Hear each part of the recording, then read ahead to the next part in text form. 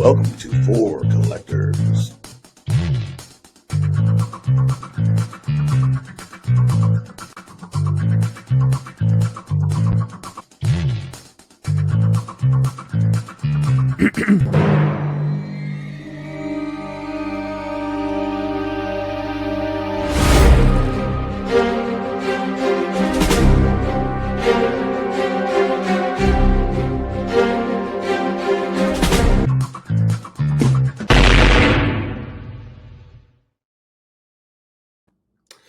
Hello, everyone. Welcome back to For Collectors. My name is Sammy Thunder.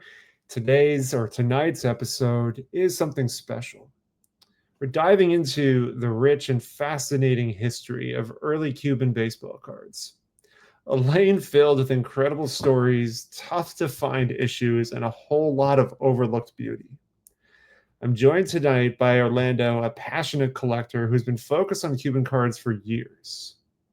But even more importantly, he's recently come through a successful surgery for lung cancer and is now on the road to recovery. We're beyond grateful to have him here and even more excited that he's already preparing for the National.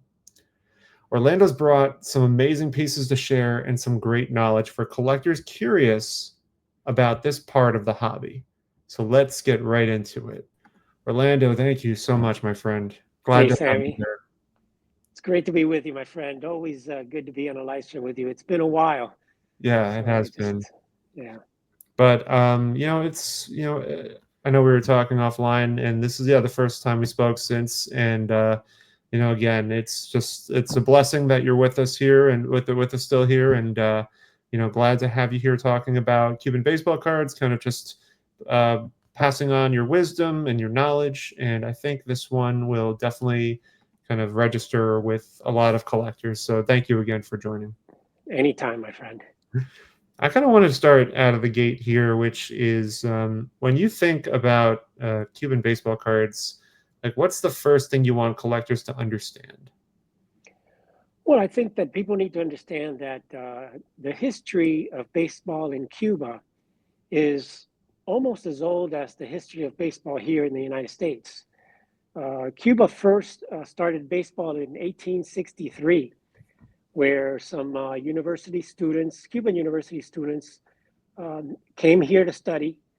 They learned the game of baseball, and they actually brought back, uh, in those days, just bats and the ball because there were no gloves back then. So, Cuba has just as rich a history as the United States. I mean, it was just a few years after it started here, even before there were professional teams here in the United States. Cuba was already beginning to play baseball. And the early baseball teams out there, the Havana Club and all that, were formed back in the 1890s, which was, almost at the same time that baseball was formed here, which is mostly kind of in the 1880s. So, that's really the main thing. And, there's a big difference between baseball here and baseball in Cuba. In Cuba, there was also, a revolution, just like it was here. Uh-huh. They also had, they were trying to get it away from Spain. They were basically owned by Spain. There was slavery there also, but it quickly became, as soon as the revolution happened, they they it was kind of different than it was here, where here, even though in the United States they said that slavery ended, there was still that racism, where in Cuba, once it ended, uh, it actually the blacks and the whites really became together, and literally it ended racism and slavery at the same time. Huh. Where here it took a while for baseball to incorporate the black players. Uh-huh. In Cuba, they incorporated them right away. So Right. as the first leagues were formed, they immediately had the top players in Cuba, black and white.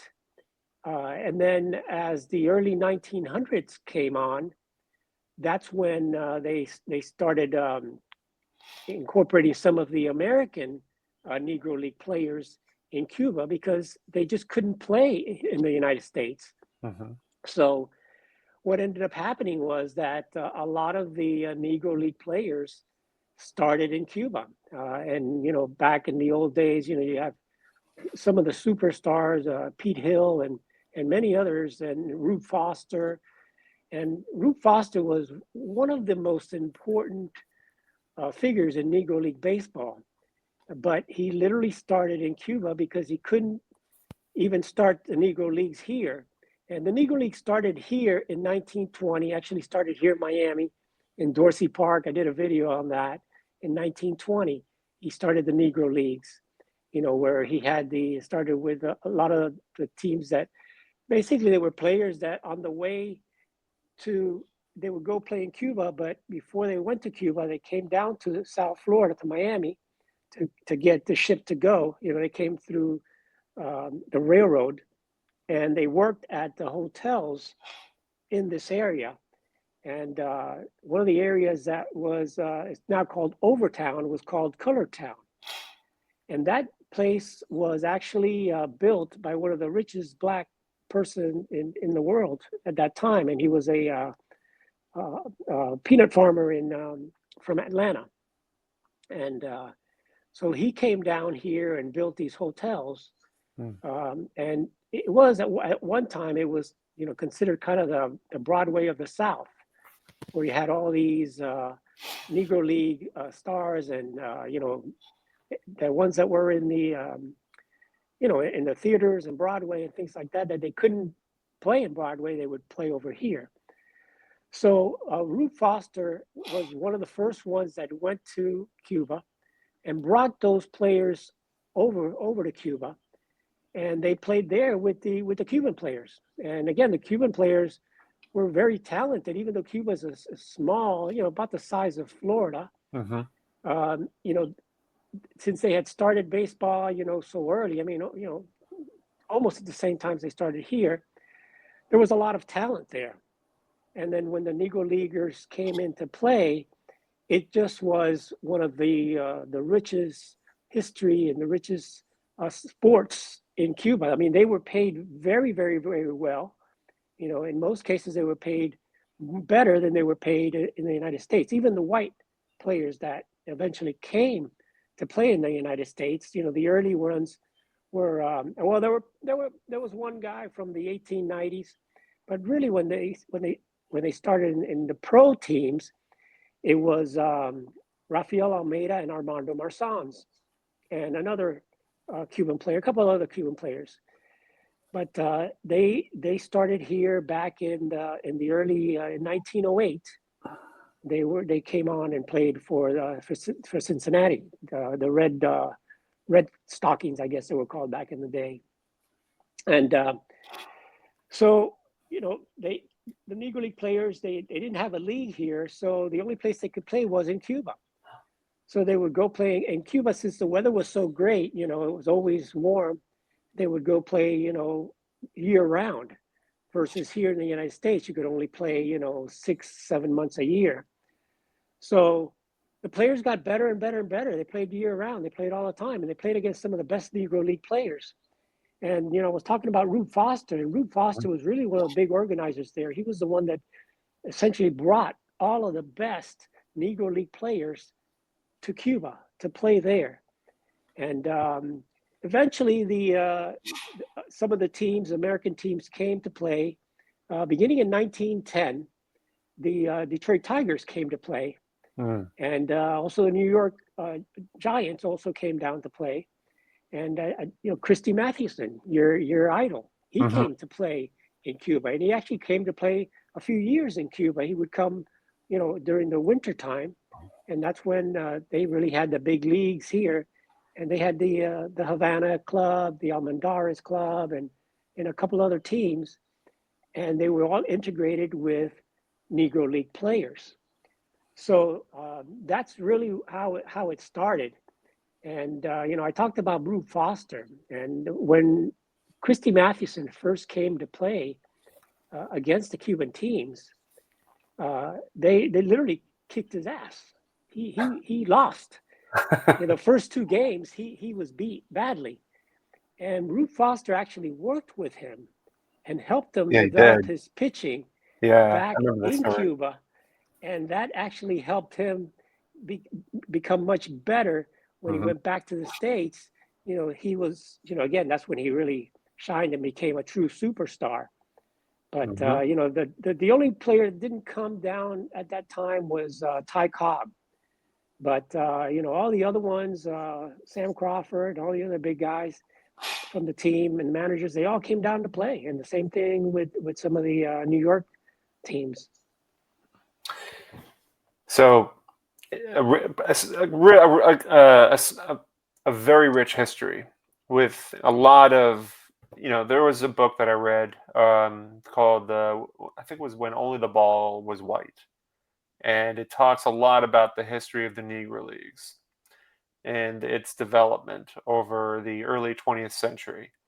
And it's incredible because it really is just a lot of zigzagging of leagues that are just forming and dropping and forming and dropping, and it's really hard to keep track of what's going on. And then you mentioned Rube Foster, who comes in, and a man who was very fierce, very competitive, very business oriented, ruled with an iron fist. At times, he could be a bit much with the players, and I'm sure he pissed off a lot of players in the Negro Leagues as well. But to give credit where credit's due, I mean, he was a lover of baseball, helped shape the Negro Leagues and the game overall in general. And now it's making me wonder: are there any? There are Rube Foster cards out there, right? Well, there aren't any Rube Foster cards really out there from his playing days, just like there aren't any Josh Gibson cards from the playing days, because they really weren't produced in the United States. And even though there were cards produced in Cuba, there were some Negro League player cards produced in Cuba, but not every Negro League player had cards in Cuba. Now, the black players that were Cubans, they did have cards produced in Cuba. And, for example, here is Esteban Prats. Let me make sure I give you the screen here. Yeah. Sorry, I gotta just get used to this. Let's see. It's not doing it. So these are the 1909 Cabanas. And these were the first cards produced in Cuba. And this is Esteban Prats, and he was one of the top players in Cuba for the Almendares team. And you could see here it's the 1909 Cabanas cards. And these are tobacco cards. They're a little bit smaller as far as size-wise than the actual T206. I don't have a T206 with me, but a little bit smaller. But they also came in the packs of cigarette packs, which was called really cabañas. And they're written in Spanish, and it just says, the cards from some of the best players from the Cuban League. And this particular set had actually 3 different teams. They had the blue, which is Almendares. The ones that were black bordered were the Detroit Tigers team. So there's some, Matty McIntyre and a lot of Negro League, Detroit Tigers players were also in this set, along with the Havana team, which was really the top team at the time. And they had, Pete Hill and some of the other top black players. And there was a few Hall of Famers, Negro League Hall of Famers in this set. But it's a very rare set. It was the first set that was produced in Cuba. And it did have some of the players that actually came. So he was one of the black players. But some of the players, like Armando Marsans, he looks dark here. He wasn't totally black. He was, a lot of the Cuban guys had more tan, like me, kind of. So Armando Marsans, this is a rookie card, again, from the 1909 Cabanas. And he was the first, along with Rafael Almeida, were the first players to come and play in the American, the National League with Cincinnati. So that's Armando Marsans. You can see left field in the back are the Cabañas cards. These are pretty rare in some cases. for some players, there's only one or two of these cards that exist because, just like the Venezuelan cards, the weather over there is not the best. So a lot of these cards really just didn't make it, because of the humidity and the heat and all of that stuff. So, there is one guy that has literally a complete set of those cards with all of the three teams and the Detroit Tiger players. But for many of them, especially some of the Negro leaguers that are eventually in the Hall of Fame, like Pete Hill, which I keep talking about Pete Hill, but he was one of the top players back in those days, along with Ruth Foster. I think there's only one or two of his cards that exist in this Cabañas set. So that was the first Cuban issue. And it's kind of considered similar to the T206, Then in 1910, they did produce some other cards. I don't have any of those, which are the Punch Cigarros cards. Again, that has some of the some Negro League players and some of the Cuban players that were the stars of the day. But unfortunately, players like a Rube Foster and some others, really are not there. But some of the other, there are some that are Hall of Famers, but very few of them in that set. And that came out in 1910. So literally at the... I think I lost you, Orlando. There you go. Yeah, I had a call coming in. I just... no problem. No problem. Yeah. So anyway, they they produced cards just like just like here, when they started the 1909 and 1910 issues and things like that. They did the same thing in Cuba. So they had the Punch Cigarros cards, and all through that era, they started producing cards, and they had not every year, but they had cards all the way through, the 20s, the 30s, the 40s, and the 50s. And then they, once, Castro came in 1959, they literally kind of stopped producing cards, at that time. But, there's a long history of cards in Cuba. And, so I'll show you another one here. And this one is from 1916, even though they don't know exactly what year this produced. These cards are not graded by anybody but CGC here. But this is see if I can share with that. It says 1922, circa 1922, Romeo and Julieta. So Romeo and Julieta, like a Romeo and Juliet, Yeah. Cigars. And this is Hidalgo. And Hidalgo was one of the top players in the day. And you can see his card. And it's literally like a photograph of Hidalgo. It looks very similar to the Fatima cards. Yeah. Which have that silvery type things, but it's an actual photograph. And the backs, you can see the stats in the back. You can see this is from 1915. So, they're really not sure when they were produced. Some people say they were 1916, 1917, even though this says circa 1922. But from what I've gathered, they were definitely produced before that. And you can see there it says Romeo and Julieta Cigars. And you see his stats there, fielding and batting averages. And he was a center fielder, one of the best center fielders. It was Eliodoro Hidalgo. And then there were also cards produced in 1915, which were the, I can get one here, were the Susini cards. And the 1915 Susinis, those are extremely rare. And those have some cards. And here's an example of a 1915 Susini. This is a football card from 1915 Susini. But this is what the Susini cards look like. And for the most part, they kind of show action shots of the player. Again, this is a football card, but they also had baseball cards produced during that day. And in those cards, you have players like Martin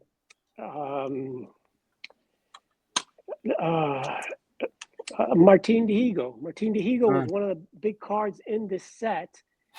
And it actually shows Martin Dihigo in a Hillsdale uniform, which was the Negro League uniform, because he came and played for Hillsdale here in the early 1915, 1920s. And again, there's different kinds. This is the sports. And these were made to be pasted in albums, which just like the Venezuelan cards, they were made to be pasted in albums. And you can see Susini cards. And they're from 1915. And they had sports players, but they also had like Great Americans. So this is a 1915 Susini card from the same series, but it's of George Washington. So you could see in the back how it was pasted on an album. Right. So and it says, this is Album Universal. Yeah. And this is kind of the first series. So they were printed in different series again in 1915. Let's see if I can show you. 1915. And, very, very rare, but there's a lot of action shots of real Negro League players like Martin Dihigo, pictured in Negro League uniforms. There's a couple of Dihigo cards and a few other Negro League players that are in this set. Extremely rare.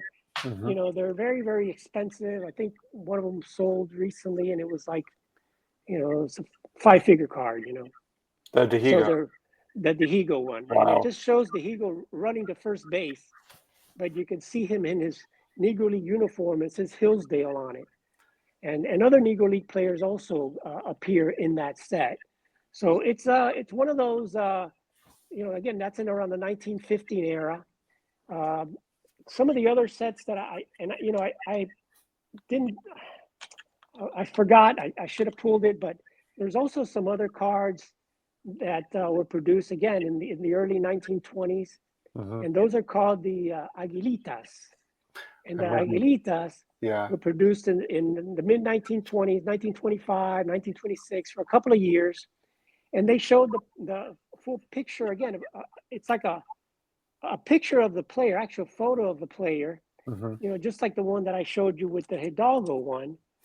Right. But the first year it shows them kind of in like a square with the photo of the player. And you have players like Almeida and Armando Marsans in those sets. And then in the second year, 1926, it's more of a circle, and it shows just a little face of the kind of like a floating head of each of those players. I do have a couple of those cards, one of Almeida and one of, and I forgot to pull those. That's okay. I remember you. Yeah, I remember you mentioned. I remember from another video that we've done that you mentioned those two sets. They're back to back, right? The years back to back, 1925 and then 1926. And again, they were little cigarette cards, pretty much the same cards and sizes of tobacco cards. And they were the Aguilitas. Right. Aguilitas is like the eagle, translated to eagle. That's what an aguila. Aguila is an eagle. So, but they were, again, in cigarettes, and they were sold, in the cigarette packs and things like that. And, some of the earlier players that came on, it's similar. I talked about the Fatimas. And this is the 1913 Fatima. And this particular one, again, is the one from Cincinnati. And this is the one that has in it, it has 3 Cuban players on that team. It has Armando Marsans, it has Almeida, and it has another player, which I don't remember his name right now, but they're sitting in the front row there. And, they were the first guys that were actually brought in from Cuba to play, and they played professional. That's and incredible. There are cards, and I'll show you one of the early cards of Armando Marsans. This is the one of the M101s, -5 of Armando Marsans when he played with Cincinnati. And you know these cards. This is the one that has the Babe Ruth rookie card in it, and this is one of the early cards of Marsans, not the earliest, because he also came out in the here we go, in the 1915 Crackerjack. So that's Armando Marsans, really the first Cuban star.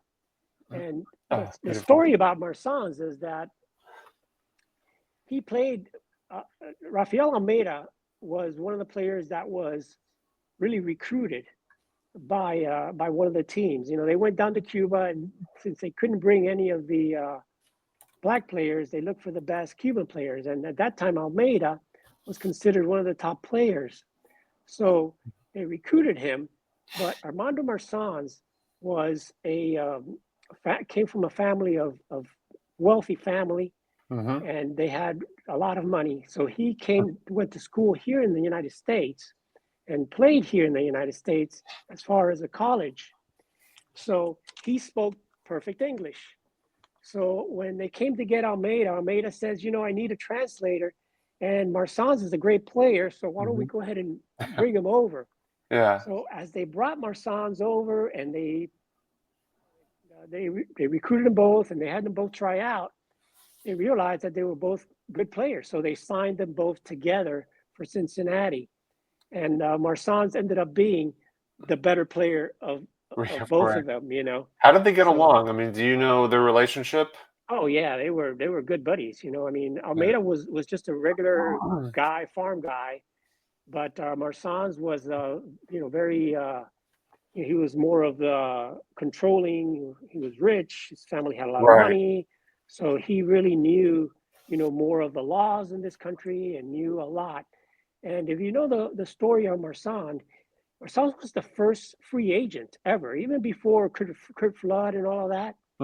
And he actually sued the league because they were going to trade him, and he didn't want to be traded. I don't remember the exact story, but the bottom line is he sued the league, and that's why he appears here. I love that he's on a crackerjack. Yeah, here he appears on the Cincinnati Reds. You can see Cincinnati Reds. Yeah. But then he went to the Federal League, St. Louis. Right. Yeah. Federals, to get more money. Because the Reds, he wanted more money, Right. and he couldn't get more money, so he went over and joined the Federal League, and eventually he sued the Reds. He won the lawsuit, and that opened the way to more of the free agency back in the day. And he ended up going back to the Reds and playing back to the Reds over there. So, because he had money, he knew the laws in the United States, and he was able to go to court and fight the league. So he was the first player to really fight the leagues. And he took a bunch of players over to the Federal League. And eventually, the Federal League, once the lawsuit settled down, they eventually went back to the National League and worked that way. But yeah, it's great that he appears It's a shame. Not just this, but in the Crackerjacks, I wish I was just looking to see how long they played for. I know Marsans played longer with the Reds, but I think he played 8 or 9 years.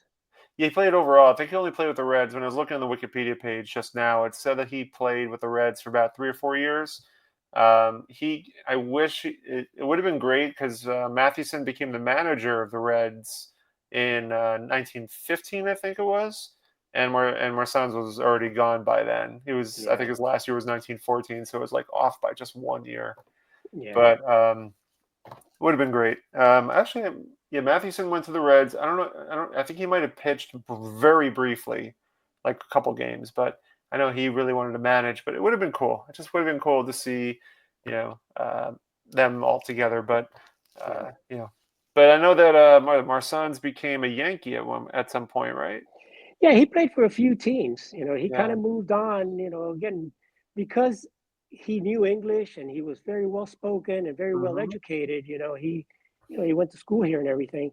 He was able to, kind of pick and choose where he went to play. And he was one of the ones that kind of, I guess the manager was a little scared of him, So he was able to get a little more money and all that. And he also went back and played in Cuba too, of course. They all went back and played in Cuba and during the Winter League and all that.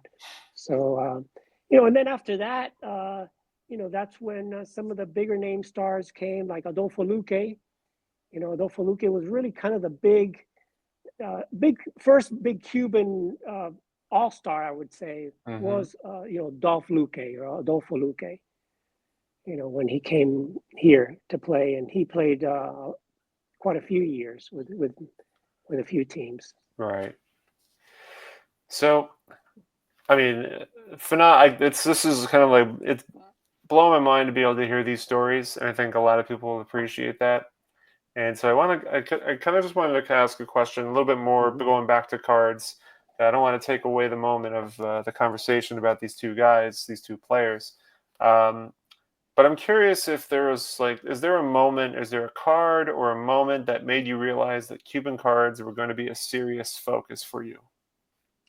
Yeah, when I first found out that they produced cards back in 1909, Yeah. I went back to pre-war, and the more I researched the stories, there's a great article that was written. If you go to Net 54, I don't remember his name, David something. He wrote an incredible article on Net 54 on the history. He did tremendous research. It's a really, really long art, almost like a little book. Well, actually, I think it is a book that he ended up writing, but it's like an ebook or something.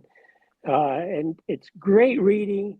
You find it on Net 54. You'll see it under Cuban cards there. I commented there on that. And he wrote an incredible article on the whole history of exactly how Cuban baseball started, the history, how it was incorporated.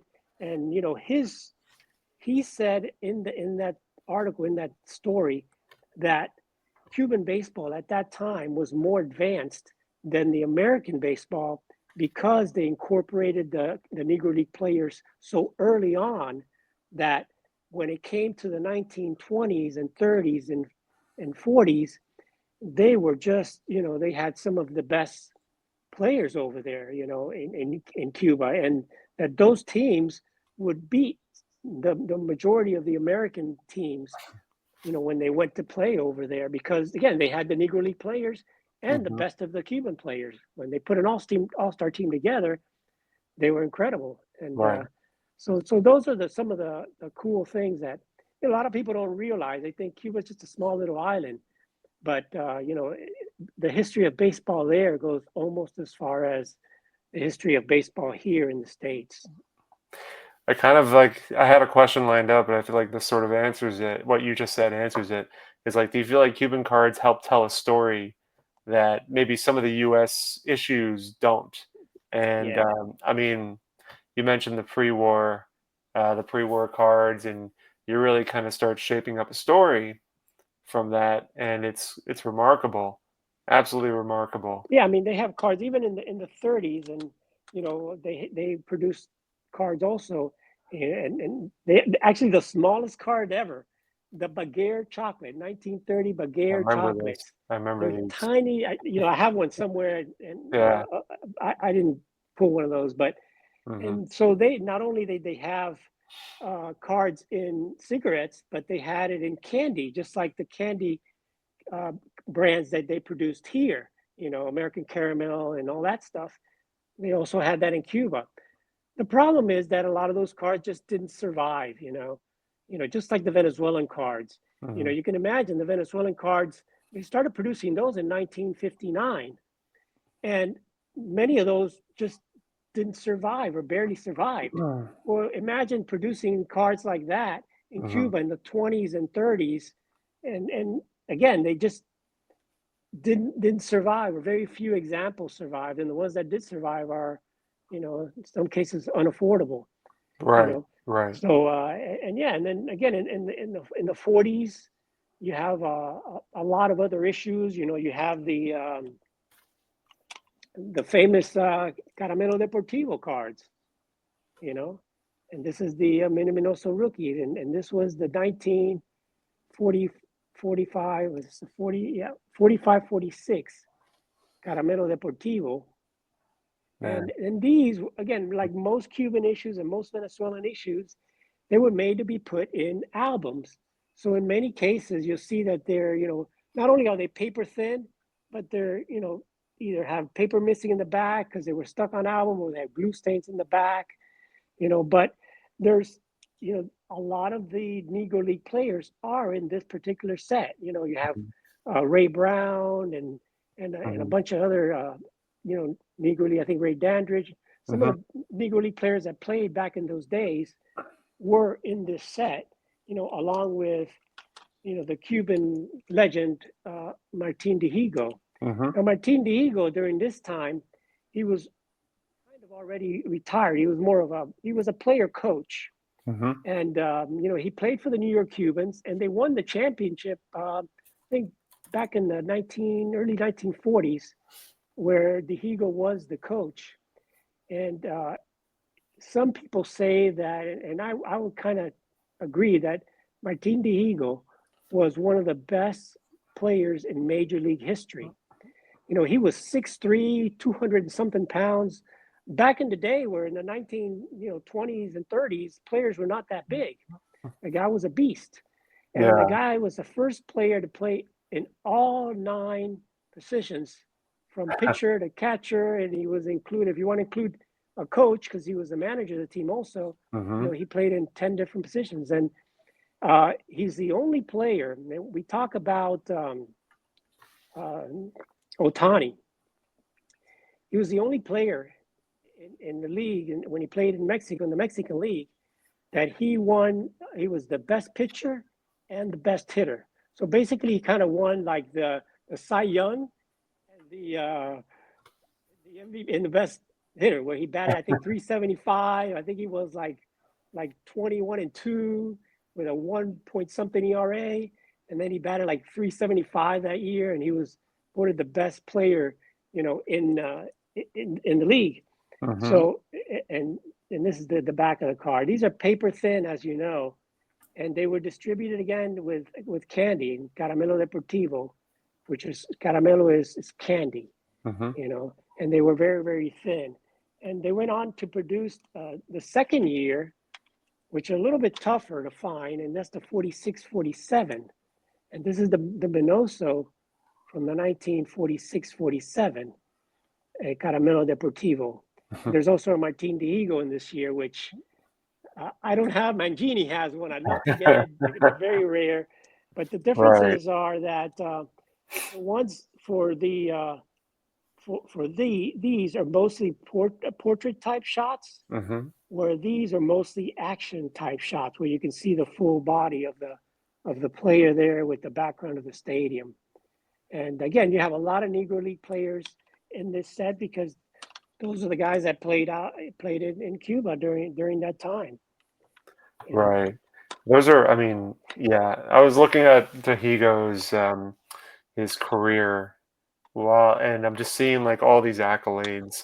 27-19, like a winning pitching record with 3.34 ERA, batting average over 300, managerial record, he's over 500 with a 58-51, and he was a manager for the New York Cubans during a time when the New York Cubans were playing at the Dyckman Oval, which is very special. I'll tell you offline why, because I can't mention it here, but it's there's a special connection, and I'll mention it to you after we finish up. Okay. But like most players that played in Cuba and the Negro Leagues, the records are incomplete, because you have the records where technically those records, I think, are mostly when he played in the Negro Leagues, and those were, not when he played in the Cuban leagues or the Venezuelan leagues, because he's actually the only player that is in 5 different Hall of Fames, because he also played in Venezuela. He's in the Venezuelan Hall of Fame. He's in the, I think, Dominican Republic Hall of Fame. Yep, Mexican Hall of Fame. And the Mexican Hall of Fame. And then in the national, obviously in the national. And obviously the Hall of Fame here in the United States. So, 5 Hall of Fames to be nominated or elected into 5 Hall of Fames, I mean, that shows you how good this guy was. And it's just a shame that he never got to play in the majors. It's a shame that none of these guys, the Josh Gibsons of the world, never got to play in the majors. And even Satchel Paige, when he got to play, by the time he got to play, he was already old. Yeah, he was up there in age. But these guys all went to play in Cuba. They all went to play in Mexico, and many went to play also in Venezuela and some of the other Latin American countries during those years. And it's just that history is something that you just don't have here in the United States because it was an all-white league for such a long time. Would you say, I was going to say, I'm going to mention. Put yourself back in so we get both of us on the screen there. Sure. Do you think that is it fair to call Martin Dihigo, put him in the same put him on the same pedestal as like the Babe Ruth for Cubans? Like, he is the mythical, legendary player that we see as Babe Ruth here. Is that an unfair, or is that a fair comparison? No, that's a fair comparison because, very similar to the Babe, he pitched, and so did Babe. Right. He was a big guy, just like Babe Ruth was. He was a power hitter, and even though he played during the earlier 1915s, 1920s, and 30s, and ended up in the 40s. He played during that dead ball era, and then developed into the power era. So definitely he's considered, both, the Babe Ruth of Cuba, or that's what I was kind of like leaning towards. He's considered the best player ever to play in Cuba, ever to come out of Cuba, and he is a legend. Right. For sure. There's no doubt about it. If you ask anybody that knows anything about Cuban or even Latin American baseball, they'll tell you that Martin Dihigo was the best, not just Cuban, but Latin American player of that era. Amazing. If you look at looking at his stats alone. So I do want to close this out by asking, I think, you might have mentioned this in other recordings and collaborations, but I'll ask again. For somebody watching this and thinking, I want to start collecting Cuban issues, and you've shown a variety of them, what would you recommend as a first step? Well, I think the Caramelo Deportivo and the Propagandas Montiels. Yeah, I love the Montiels. The Montiels are great. They have different. Well, you have some there, of course. I just have my Maddie. Yeah. You have your Maddie. They also had Cuban players. Here's some of the Cuban players from the Havana. They're a little bit different. So they have not just American players, but then they have the Havana Cubans. So there's again, they're paper thin, as you know, and made to be stuck on albums. But yeah, those are some of the ones that I would recommend to start with, because those are probably the most plentiful right now as far as Cuban issues. There's a lot of other Cuban issues, but they're tougher to find. There's Cuban issues from the 50s. There's a 1956, 57 Chicle, which is a Chico, but Chicle Peloteros. This is Camilo Pascual. And this is from the Cienfuegos Club, another one of the Cuban. So this really is back when he played in Cuba and the American League, because he came here in the mid 50s. I think his rookie card is 55. So, he went back to play, and they made cards back then. And, there's also cards of, there's 1952. This is his true rookie card of Camilo Pascual. It's a really nice looking card. I just love the way, the pose and the colors. It's something, I love it. Yeah. And this is called the Victoria, 1952 Victorias. See in the back, Colección Victorias. It's all in Spanish. And, they're really cool. The Victorias are really cool cards. They're tough to find. Here's another Victoria card. But you see how they have, really, really cool poses. And these are from 1952. So this is the same year that, Topps produced their cards. But again, they're Cuban issues, so they're really only going to find Cuban players in those cards. And there's others. Here's a Camilo Pascual. I don't remember the exact year, but there's another one of his cards. It's so striking to the 72 set. It's very similar to the 72 set. And the Venezuelans, they did the very similar. It's so striking. The blank backs. Yeah. What year is that one? I don't remember the exact year of this, but they were also made to be put in albums. Right. But again, early years. Yeah. Venezuelans, I do have some Pascual Venezuelan cards when he played in Venezuela. This is another Venezuelan card. Love the jersey. Yeah, the Leones. And you could tell by the back, because remember the Venezuelans are like this. Yeah, the 67s. Yeah, here's a 67. Here's a 67 of, here's a 67. This is Eddie Watt. Mm-hmm. Eddie Watt. And you see the back of that like this. Right. Now, they have different, and this is the number one card in the 67. This is the first, Cuban manager that was really a big Cuban manager is Reggie Otero. Mm-hmm. And this is, again, the Venezuelan card. Right. But he's a Cuban player. And so, yeah, I mean, Venezuela also had some awesome cards, here's like the Camilo Pascual, that's the 66. Mm-hmm. As you know, these. And at Strongsville, I was able to pick up the Mantle Venezuelan card from 66. From Tim Payne. Yeah. So that was my last purchase over there, But yeah, just like the Venezuelan cards, there's a lot of different issues in Cuba that, they're tough to find. Mm-hmm. They don't have, a lot of them don't have big name players, other than the Retirados. And I didn't pull my Retirado. I have the Satchel Paige Retirado. Mm-hmm. Yeah, and the Retirados are great because they have, the Maddie, they have the Tykov, they have Babe, they have all the big name Koufax. stars. Koufax. The Koufax is the best with the arm. That's my favorite of them all. One day I'll get that card. But those are all the Venezuelans and Cuban cards.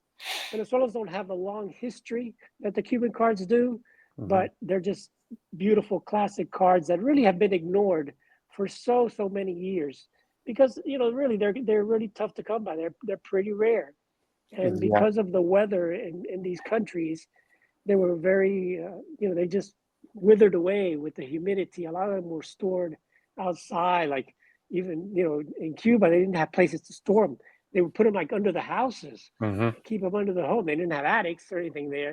So you'd keep the box like under the house so it wouldn't get wet, but the humidity would kind of kill them, Exactly. That's why they're so rare. And in Cuba, especially when you get to the early 1900s and 1910s and 20s and 30s, they're just extremely tough to find. And they're, again, all very, very thin, mostly paper thin, like the Propagandas and the Caramelo Deportivos. Well, listen, man, I want to say huge thanks to you, Orlando, for taking us through these hidden gems of the vintage hobby. The cards are incredible, but obviously the history behind them is even better.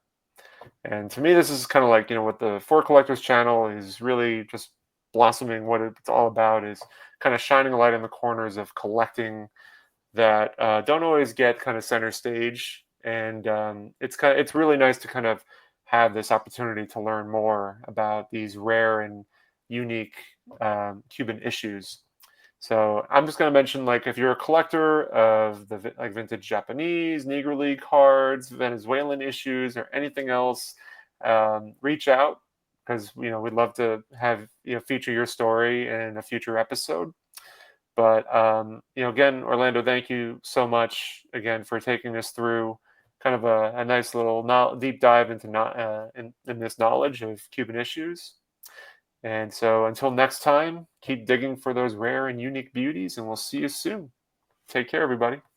Thank you, Sammy. Love my hobby. Keep collecting baseball cards. But hey, we want to keep the lights on here at For Collectors Studios, so hit the like button for us, guys. So thanks everybody for coming, and we'll see you next time on For Collectors. All right, guys, have a great rest of your night. Subscribe to the Four Collectors channel if you haven't done so yet, and we'll see you soon. All right, guys. Clemente Collector has said we hit a grand slam, so that makes me feel good.